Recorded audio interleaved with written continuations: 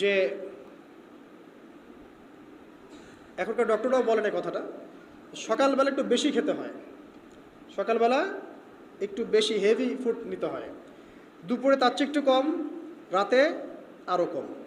আর আমাদেরটা উল্টা কিন্তু, সকালে অল্প একটু, দুপুরে একদম বিশাল, রাতের বেলা আরও বিশাল, নাকি?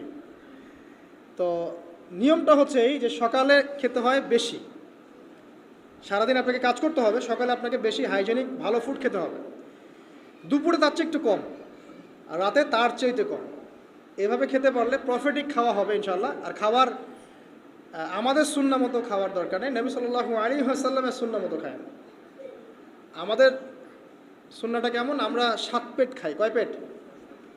7 পেট। যদি পেটের মধ্যে কিছু জায়গা ফাঁকা থাকে সেটাও কিছু মিষ্টি দিয়ে ঢুকায় সাবার করে ভর্তি করতে হবে, এটা আর কি চ্যালেঞ্জ, পেটটা ভর্তি করতে হবে।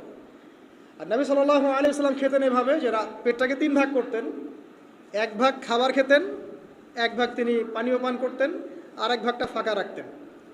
আপনি এভাবে খাওয়া শুরু করেন, দেখবেন আপনি ফিজিক্যালি ফিট ফিল করছেন এবং আপনি ক্লান্ত হচ্ছেন কম, অলসতা কম আসছে কাজে, আপনি এনথুজিয়াজম পাবেন ইনশাআল্লাহ তাআলা। তো খাবারের ব্যাপারটা সতর্ক থাকে। আর এই যুগে খাবারের মধ্যে প্রচুর ভেজাল আছে, চেষ্টা করতে হবে ম্যানুফ্যাকচার্ড খাবারগুলো বাদ দিয়ে হোমমেড যে ফুডগুলো আছে, হোমমেড ফুড মানে বাসায় যেগুলো আমরা তৈরি করি, ফ্রেশ হাইজেনিক ফুডগুলো খাওয়ার চেষ্টা করতে হবে। স্পেশালি বাচ্চাদের ব্যাপারে সতর্ক থাকতে হবে। বাচ্চাদেরকে, তরুণদেরকে এমন কোনো খাবার খাওয়া যাবে না যে খাবারটা খেলে আপনি অসুস্থ হয়ে যান, আপনার স্ট্যামিনা কমে যায়, আপনি ফিজিক্যালি দুর্বল হয়ে পড়েন। এটা খুব খেয়াল রাখবেন। খাবার, এই যে আপনারা যে গ্রামাঞ্চলে থাকেন, আপনারা সৌভাগ্যবান একদিক থেকে যে আপনারা ফ্রেশ খাবার উৎপন্ন করে খেতে পারেন।